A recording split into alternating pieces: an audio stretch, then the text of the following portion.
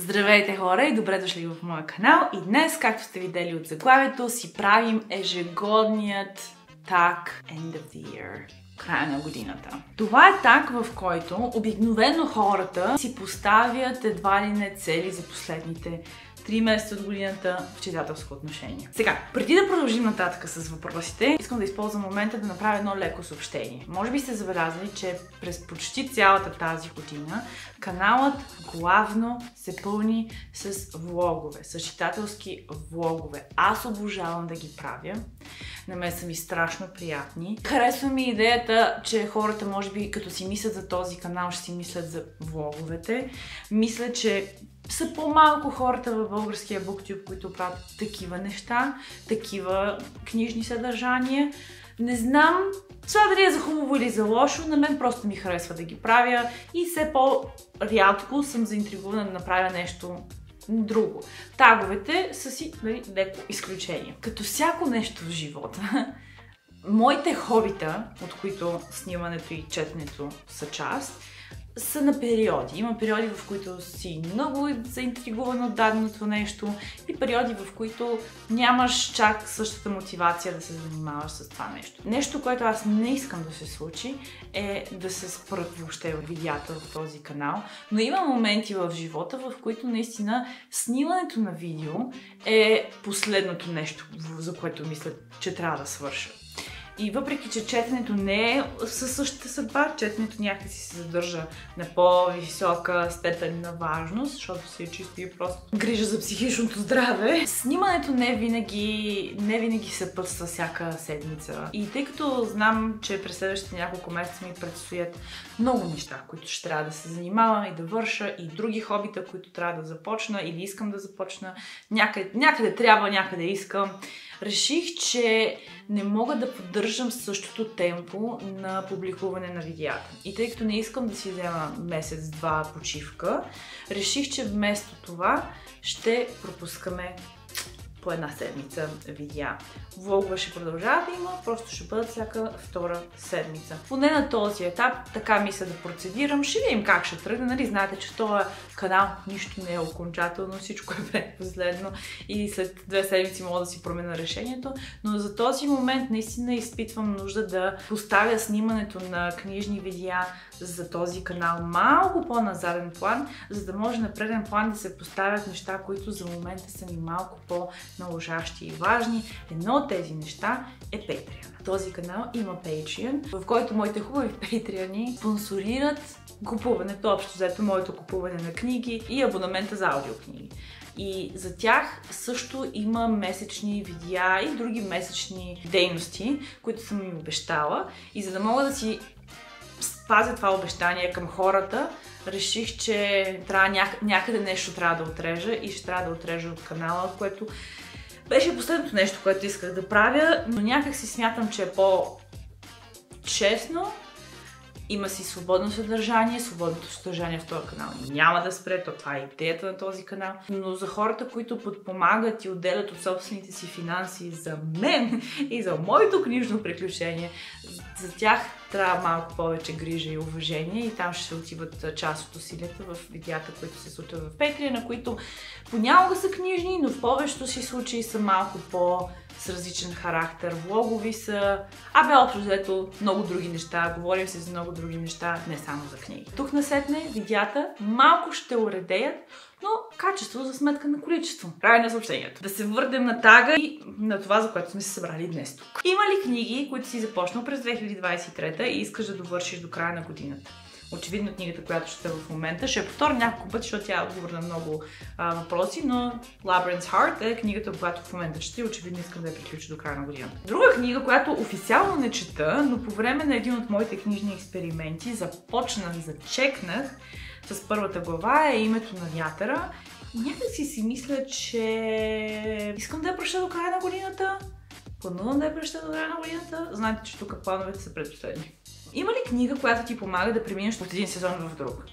Не знам, не си спомням какво съм отговаряла в предишни години, но тази година книгата, която ми помогна най-много, или поредицата е по-редно да кажа, да премина към есенния сезон, то дори в метафоричен смисъл, нали, да преминеш към активен сезон, в който беше жега, топло излизане навънка, разходки и работа по двора, в един сезон, който е малко по-къщен, уитен, беше Тифани с болки. Препрочета ми на тази поредица.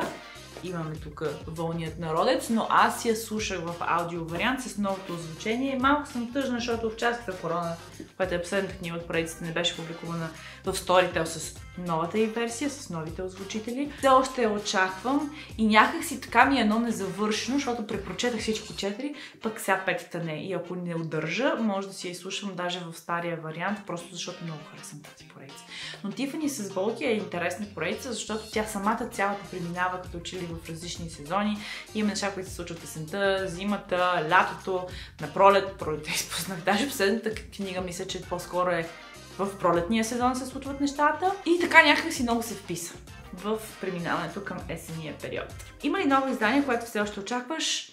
Всъщност не знам дали има нови издания, които аз очаквам. Повечето пъти аз нямам отговор на този въпрос, защото рядко очаквам неща, които излизат тази година. И мисля, че няма. 3 книги. 3? Леле, аз като съм се подготвила, съм писала само 2. 3 книги, които искаш да прочетеш до края на тази година. Аз май нещо обърках въпросите. Ама както и да е, книгите, които съм си подготвила, едната е тази. Много искам да я прочета до края на тази година, просто много ми е на сърце книгата в момента, така че може би тя трябваше да бъде само тя единствена отговора на първия въпрос, за да може името на вятъра да е тук, ама аз не съм го писала. След тая, другата книга е Изгубеният метал на Сандърсън. Мисля, че съм в настроение за тази книга. Като цяло тази година е Сандърсова. Много от неговите неща чета. И да кажем, да има и трета книга, защото не знам, нещо математиката не ми се отдава в това видео, бих била заинтригувана да прочета проектите на Сандърсън. Първият проект много добре. Първият проект е любимата ми книга на 2023 година, Tress of the Emerald Sea. Вторият проект, който е The Frugal Wizard's Handbook to Medieval England, я започнах преди седмица-2. Сигурно ще я довърша тази година, но главно искам да стигна и до третия проект, и до четвъртия проект, който мисля, че вече излезна. Достатъчно отговори ли дадах на този въпрос? Има ли книга, която мислиш, че може да те шокира и да се превърне в любима? Окей, това е книгата, за която се чудих дали да не е отговор на номер 3, ново издание, което още очаква, защото мисля, че книгата е ново издание. Аз не я очаквам, тя вече е на пазара. Аз още не съм си я купила, май ще си я купа и това е Маската на кукера. Ако ме познавате, знаете, че на мен българското фентази, особено фолклорното такова, е страшно любопитно. Искам да видя хората какво са творили в тази насока и дали на мен ще ми хареса. И четейки резюмето на тази книга, има потенциал. И аз съм точно имам чувство, че тя ще е също така и доста сезонна. Понеже кукерите, нали, те излизат на края на зимата. Ама аз дали ще успея да чакам до края на зимата за тази книга е много под въпрос. И последният въпрос, имаш ли вече планове за 2024 година? Аз отдавна спрях да си правя книжни планове за години. Интересно е, забавно е да ги имаш, обаче в момента аз просто ги нямам. Това обаче, което мисля, че неминуемо ще се случи през 2024 година, са две неща. Първото се надявам, защото не съм много сигурна, и то е, че Абъркромби ще издаде нова книга и аз ще я прочета. В изцяло нова поредица, свързана с вампири и върхолаци. И второто нещо е, че ще има препрочети. Тази година беше Сандърсова и година на препрочети, защото препрочетах страшно много книги, главно такива на Пратчет. До година мисля, че е ред на Абъркромби и на Робин Хоп. Дано това да стане, защото с сегашната ми настройка към тези автори и съзнанието, нали, вече на завършени поредици, препрочета на тези автори е много различно изживяване, защото вече, нали, знаеш какво се случва и търсиш други неща. Тъй като съм ги наредила Пратчет, Абъркромби и Робин Хоп като любими ever автори, ever, искам да се върна отново към тях и те имат прекрасно фентази чувство, особено Робин Хоп и Пратчет, което аз много обичам и искам да съм в техния свят. Абъркромби има страхотни герои и страхотен стил на писане, от който имам чувство, че можеш да четеш отново и ще намираш нови неща. Това е нещо, което аз предвиждам за 2024 година, а какво ще стане, кой знае. Така хора, благодаря ви, че гледате това видео, благодаря ви за непрестанната подкрепа, която оказвате на канала, било то тук в YouTube или в Patreon, и двете са ценни. И така, може да напишете долу в коментарите вашите отговори на тези въпроси, ако ви е сака, ако ви е